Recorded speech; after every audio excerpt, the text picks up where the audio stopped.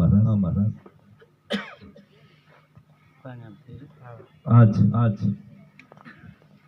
એના ચોરખડી ગામમાં ભજન કીર્તનનો કાર્યક્રમ છે.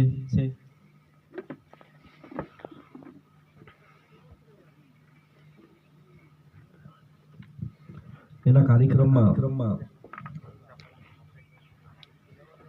આપણા મંચ પર ગુરુ વનસિંહ બાબા કાજે તેના ચરણોમાં दुई हाथ और काड़ी कोटि नमन करो और अपना गुप्त वाला भाई मदन महाराज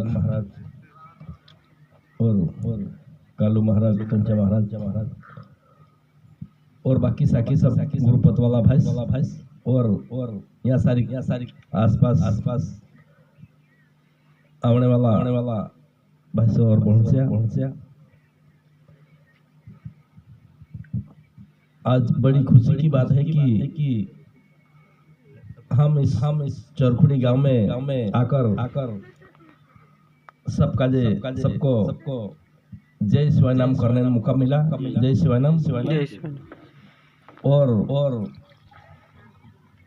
हमारे साथी मजान महाराज ने और टंटिया महाराज ने और कालू बाबा ने अपने सामने दिखाया कि भाई गुरु जो ज्ञान ही है ऐसा चीज कि भाई हमारा जीवन को सुधार सकता है. गुरु ऐसा चीज है कि भाई हमें जन्म हमारा और मरण भी सुधार सकता है. लेकिन उनके साथ में जो नाम और नियम और भक्ति को समझना पड़ेगा और इस ऊपर अटल रहना पड़ेगा और इस गुजरात गांव में आकर भी हमारी भजन और भक्ति और सत्संग को बड़ी उमंग के साथ तुम इन भजन भक्ति को कर रहे हैं. इसीलिए खूब बधाई से तुमको क्योंकि हम मेहनत मजदूरी करने आए हैं लेकिन हमारा जीवन में हमारी भक्ति हमारे साथ है. क्योंकि समाज के लिए हम हमारे लिए भी इस भजन को कर सकते हैं और हमारा समाज के लिए भी कर रहे हैं. क्योंकि हम भी कर रहे हैं, हमारा समाज के लिए बहुत अच्छी भक्ति कर रहे हैं. इसलिए तुम बहुत मेहनती और हिम्मतदार आदमी है कि भाई हमारा संसार पालन करने के लिए यहाँ तक आए. लेकिन इस सभी सत्संग और भजन कम से कम हमारा जीवन में कमी नहीं होना चाहिए. हमारा जो भगवान के ऊपर प्रति हमारा मन है वो हमारे कमी नहीं होना चाहिए. और हमारा जो लोग है भले हमारा गांव छोड़कर यहाँ आए हैं लेकिन भक्ति हमारे साथ में सदा हरती रहना चाहिए. क्योंकि इसी उम्र के साथ यहाँ पे करे हैं और यहाँ पे मेहनत करने वाले महाराज कालू महाराज महेश महाराज और कैलाश महाराज और कई भाई महाराज लोग हैं. सब हिम्मत करके हमारी सत्संग को टिका रखे हैं. इसीलिए कालू महाराज महेश महाराज और कैलाश महाराज सभी महाराजों को भी बहुत बधाई. क्योंकि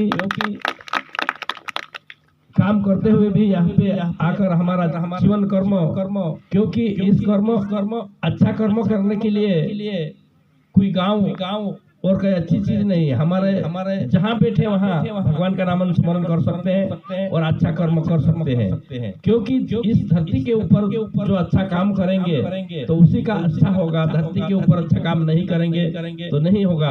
क्योंकि अब अपना कालू महाराज ने आपके सामने बता दिया है कि भाई संसार तो बहुत अच्छा है और मानव भी सब बहुत अच्छा है.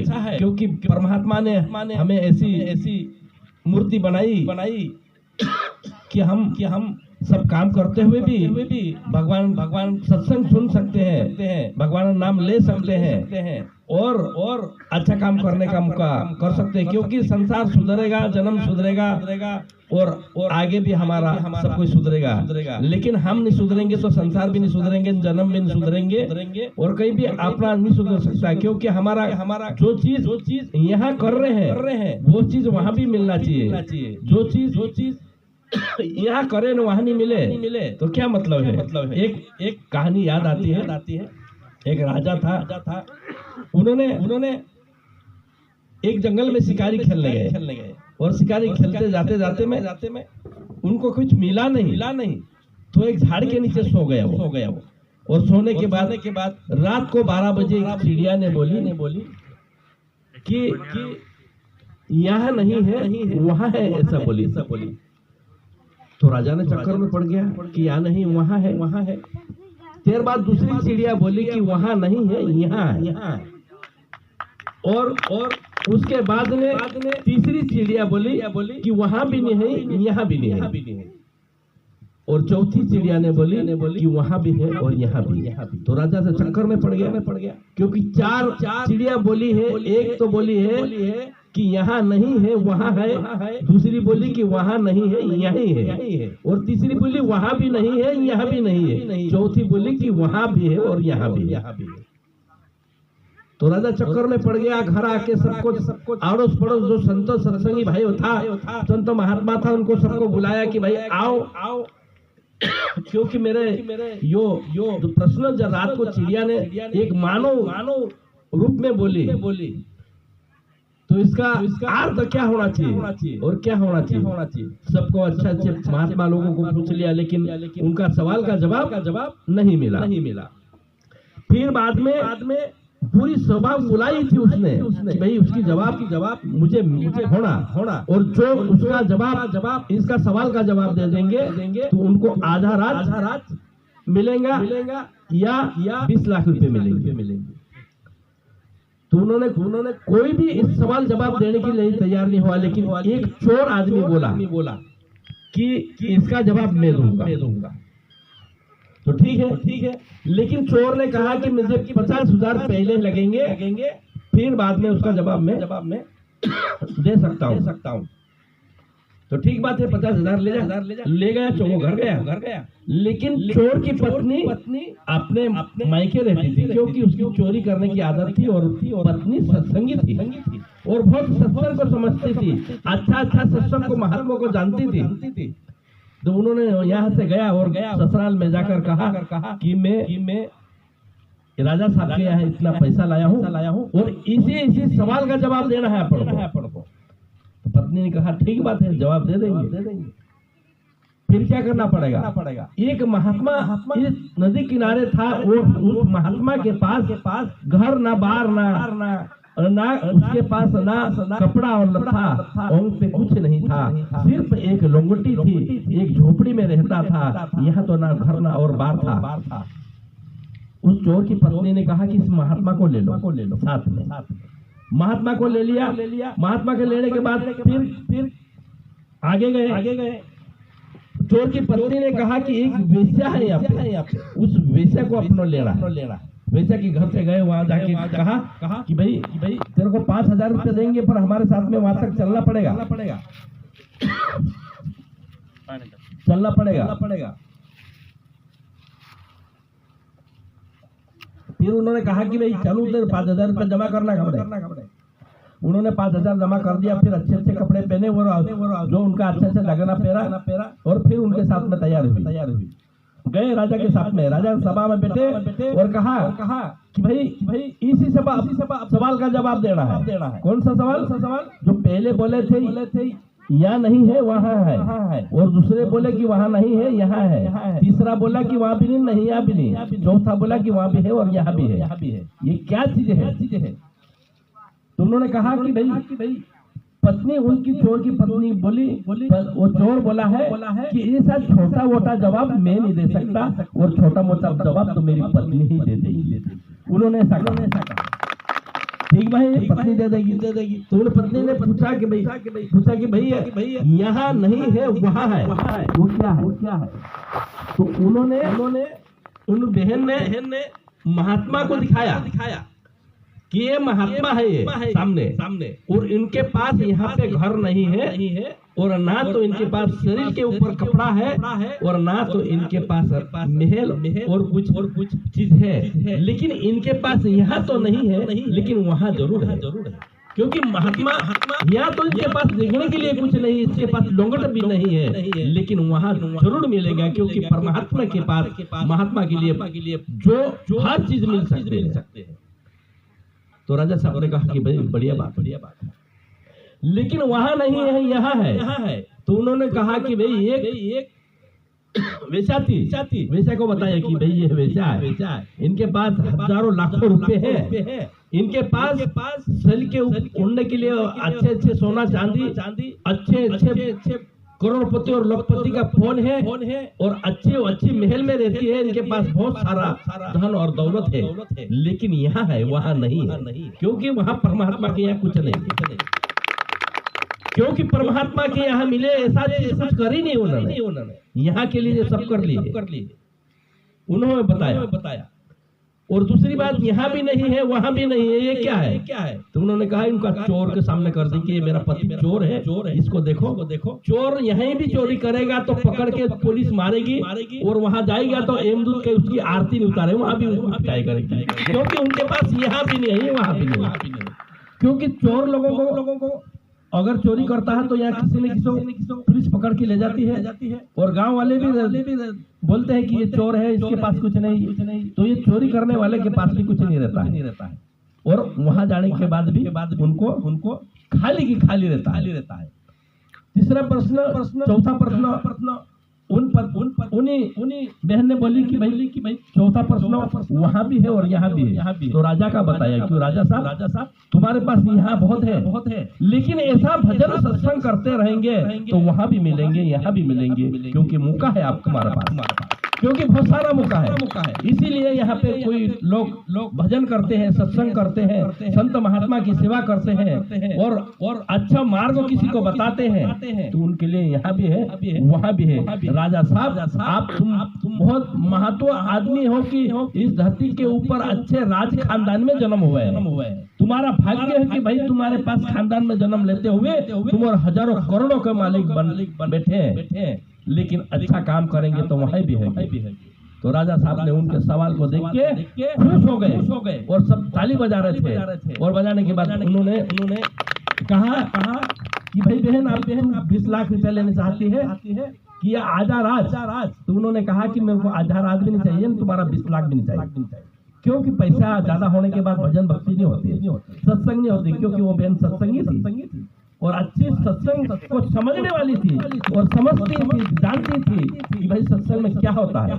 पैसे अगर ज्यादा हो तो पैसे गिन के रखने में हमारी भजन भक्ति के याद नहीं आता है, भगवान का नाम का याद नहीं आता है, और आता है तो उसी का फल आता है, क्योंकि हमारा भगवान का नाम में आड़ आता है। इस कारण से उन्होंने कहा कि कुछ नहीं करना है। तो राजा साहब ने कहा कि भाई कुछ न कुछ तो करना पड़ेगा। तो उन्होंने कहा कि कुछ करना हो तो मेरे घर पास में घर है, मुझे एक सत्संग करा दे, भजन सत्संग और महात्मा को बुला के सत्संग करा दे, तो यही मेरे लिए बहुत हो गए। तो राजा साहब ने कहा कि भाई सत्संग करा देंगे, ठीक बात है। उनके घर सत्संग कराने गया सब महात्मा संत को, आसपास वाले को सबको बुलाया और बुलाने के बाद भजन कीर्तन आज यहाँ पे रखा तुमने, सब भजन कीर्तन, ऐसी भजन कीर्तन रखी उन्होंने और भजन कीर्तन हुआ, सत्संग हुआ, महात्मा लोग आए, भगवान का नाम लेने वाले आए, माले जपने वाले आए, सब आए। आके जाके गए तो सुबह उनके घर से एक काली दरिद्र महिला निकलकर काख में गांठनी दबा के भाग रही थी। तो उन्होंने चोर की पत्नी ने उनको पैर पकड़ लिया कि भाई कौन है तू, भाग रही। तो उन्होंने कहा कि मैं तो एक दरिद्रा हूँ, लेकिन तुम्हारे घर में इतने साल रहती हूँ, क्योंकि जहाँ लड़ाई होती है, झगड़ा होता है और ये जहाँ भगवान का नाम लेता है, चोरी होती है, वहाँ पे मैं रहती हूँ। लेकिन तुम्हारे घर में तुम सत्संग करा लिया है, तुम्हारे घर संत महात्मा का चरण पड़ा है, इसीलिए मैं यहाँ इस घर में नहीं रह सकती और मैं भाग रही हूँ। जो अपना घर में दरिद्रा होती है, जो अपना घर में गरीबी है, अपना घर में उल्टा चीज है, तो सत्संग कराने से भाग जाता है। वो जो अच्छी चीज है वो अपना घर में आती है। उसीलिए वो जो दरिद्र थी वो भाग गई और वहां से तीनों देवियां आ गई और आई अपने सामने। और देखिए तो एक सरस्वती, एक पार्वती और एक लक्ष्मी। तो उन्होंने कहा कि तुम कौन हो देवी? तो वो कहे कि जहाँ सत्संग का चरण पड़ता है, जो संतों का चरण पड़ता है, जहाँ कीर्तन होता है या भजन होता है, जहाँ भगवान का नाम होता है, वहाँ हम आते हैं, क्योंकि हम वहाँ आते हैं। तुम्हारे घर में भजन सत्संग हुआ है, तुम्हारा घर पवित्र हुआ है, तुम्हारा संसार सब आसपास रहने की जगह पवित्र हुई है। इसी कारण से हम लक्ष्मी आई है और सरस्वती आई है, क्योंकि इन्हें सत्संग कराने वाले के घर में एक सरस्वती ज्ञान के रूप में आती है, लक्ष्मी पैसे के रूप में आती है, और हमारा जो पार्वती है वो शक्ति के रूप में आता है। हमको तीन चीज की जरूरत पड़ती है, एक शक्ति की जरूरत पड़ती है, एक लक्ष्मी की जरूरत पड़ती है और सरस्वती की जरूरत पड़ती है, एक ज्ञान की जरूरत पड़ती है। तो हमें तीनों देवी की जरूरत पड़ती है, और तीनों देवी उनके घर में आई, तीनों देवता उनके घर में आई। उनका घर में जो दरिद्रा थी वो घर से बाहर चली गई, क्योंकि सत्संग में भजन, जहाँ सत्संग भजन होता है, जहाँ घर में धर्म की बात होती है, जहाँ माता पिता की सेवा होती है, जहाँ गुरु की सेवा होती है, वहाँ पे अच्छी देवी देवता आते हैं। लेकिन जहाँ लड़ाई और झगड़ा होता है, जहाँ पे गुरु का अपमान होता है, जहाँ संत महात्मा का अपमान होता है, जहाँ चोरी होती है, वहाँ हमारे घर में दरिद्र आता है। इसी कारण से तुमने जो सत्संग कराई है, इसीलिए तुम्हारा कल्याण है कि भाई तुम्हारा जन्म सफल हो सकता है और तुम्हारा घर में अच्छी चीजें रहेगी, तुम्हारे घर में दरिद्र कभी नहीं रहेगी। यही कहने के लिए यही कहते हैं हम सब संतों भी, महात्मा यही कहते हैं, गुरु वंश सिंह बाबा भी, और यही कहते हैं कि भाई तुम जो काम किया है वो बहुत महान काम किया है। जो काम किया है वो काम यहाँ के लिए भी है, वहाँ के लिए भी है। ये काम तुम्हारा फालतू नहीं जाने वाला है। ये सत्संग भजन जो हुआ है ये तुम्हारा फालतू नहीं जाएगा। इसी कारण से तुमने जो करा है वो महान कार्य है। इतना कहकर बंद करो, क्योंकि मेरे शब्द में कुछ भूल हो तो माफ करना। तुम अगर बोलने में हो तो भी माफ करना। जय शिवाय नमः। जय शिवाय नमः।